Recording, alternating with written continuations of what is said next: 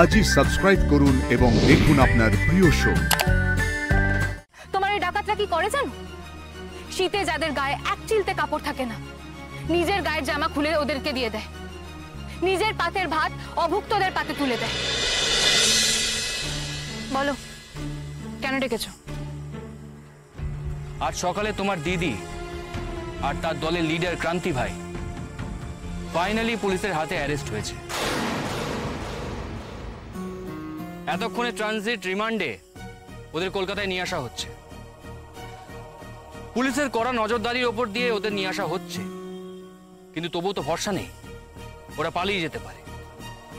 আর পালালেই মরবে, কারণ পুলিশের কাছে শুট অন সাইটের পারমিশন আছে। এখন আমাকে এখানে ডেকে এসব বলছো কেন? এসব শুনে আমি কি করব? বারে, ওদেরকে বাঁচানোর জন্য তুমি এত মেহনত করলে, এত পরিশ্রম করলে, তোমাকে ওদের ব্যাপারে আপডেট দেওয়াটা আমার কর্তব্য না? তবে পালাতে চাক আর না চাক, এই কেসটা কোর্টে ওঠার পর ওদের কেউ বাঁচাতে পারবে না। তুই অ্যারেস্ট হয়ে গেলি মিস্তি ভাই। আমি পারলাম না মিস্তি ভাই তোকে বাঁচাতে। সেই ধরা পড়ে গেলি।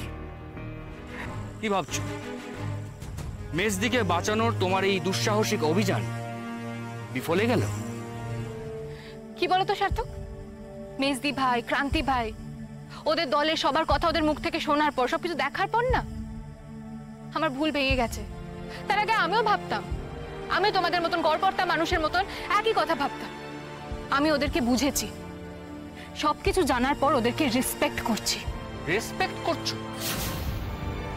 ওদের হাতে গুলি খেয়ে তুমি ওদের শ্রদ্ধা করছো? বাহ, এক রাতের মধ্যে এত উন্নতি হয়ে গেল। কি এমন দেখলে এক রাতের মধ্যে? হ্যাঁ মানছি, ওদের কাজের পদ্ধতি তোমাদের সো কল সভ্য মানুষের নিয়মের বাইরে, কিন্তু তাতে ওরা যে কাজটা করতে চাইছে সেটা ভুল হয়ে যায় না। ওরা যে কাজটা করতে চাইছে তার জন্য দম লাগে, অনুভূতি লাগে, অন্যের জন্য বাঁচার স্পিরিট লাগে। আমার শহুরে ঠুলি পড়া চোখে প্রথমে সেটা ধরা পড়েনি। রিয়েলি?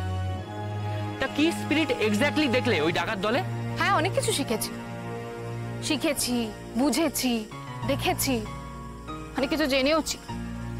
যে জল জঙ্গল মাটি থেকে আমাদের শুরু, এই প্রকৃতিকে দিনের পর দিন আমরা ধ্বংস করে ফেলছি।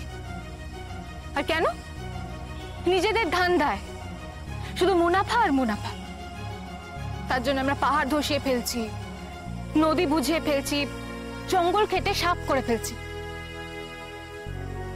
শুধু টাকা চাই আমাদের, টাকা। শুধু নিজেরটুকু ভাবতে শিখেছি, পরবর্তী প্রজন্মের জন্য শুধু নরক ছাড়া আর কিচ্ছু রেখে যাচ্ছি না। আমি শুধু নিজেরটা ভাবতে শিখেছি, কিন্তু গতকাল ওখানে গিয়ে আমি শিখলাম কি করে নিজের স্বার্থের গণ্ডি পেরিয়ে, নিজের কথা ভুলে গিয়ে, মৃত্যু মাথায় নিয়ে জল জঙ্গল মাটির জন্য লড়াই করতে হয়। তোমার এই ডাকাতরা কি করে জানো?